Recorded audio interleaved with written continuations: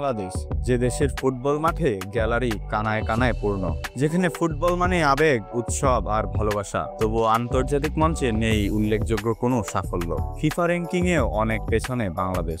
তবে সেই বাস্তবতাকেও চ্যালেঞ্জে ছুড়ে দিচ্ছে প্রবাসী ফুটবলাররা। শুধু দেশপ্রেমের টানে একে একে এগিয়ে আসছেন তারা। ভঙ্গুর এক দলকে নিয়ে গড়তে যাচ্ছেন এক নতুন স্বপ্ন। সবকিছু শুরু হয়েছিল এক নাম দিয়ে, জামাল ভুঁইয়া। ডেনমার্ক থেকে এসে দেন বাংলাদেশকে নেতৃত্ব। তারপর এলেন তারিক কাজী, কিন্তু সবচেয়ে বড় আলোড়ন তোলেন হামজা চৌধুরী, লেস্টার সিটির মিডফিল্ডার। লাল সবুজের প্রতি তার আগ্রহ স্বপ্ন ছুঁয়ে যায় সারা বিশ্বের বাংলাদেশি তরুণদের। এরপর শুরু হয় ঘরে ফেরার মিশন। কানাডা থেকে শমিক সোম, ইতালি থেকে ফাহমিদুল ইসলাম, আজ তারা বাংলাদেশ জাতীয় দলে। সময় বুঝে বাফুফে নেয় সবচেয়ে সময় উপযোগী সিদ্ধান্ত। প্রবাসী ফুটবলারদের জন্য আয়োজন করে বিশেষ ট্রায়াল। গত 28 থেকে 30 জুন ঢাকা জাতীয় স্টেডিয়ামে অনুষ্ঠিত হয় সেটি।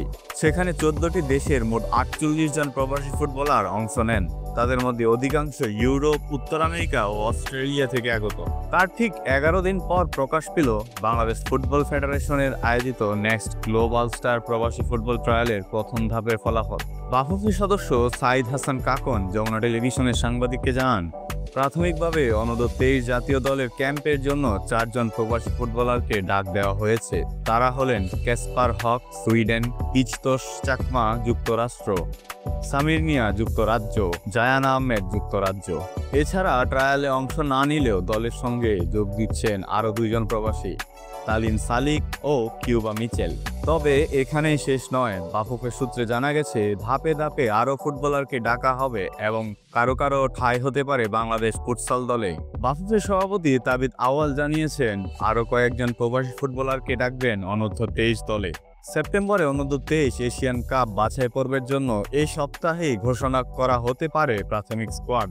যদিও পারফরমেন্সে তারা নজর কেড়েছেন, তবে নির্বাচন প্রক্রিয়ায় অন্যতম চ্যালেঞ্জ হয়ে দাঁড়িয়েছে বাংলাদেশি পাসপোর্ট না থাকা। বেশিরভাগ খেলোয়াড়ই এখনও বিদেশি পাসপোর্টধারী। তাদের জাতীয় দলে অন্তর্ভুক্তির জন্য প্রয়োজন চলমান ক্লাবের ছাড়পত্র, পাশাপাশি সেই দেশের ফুটবল অ্যাসোসিয়েশনের রিলিজ অর্ডার।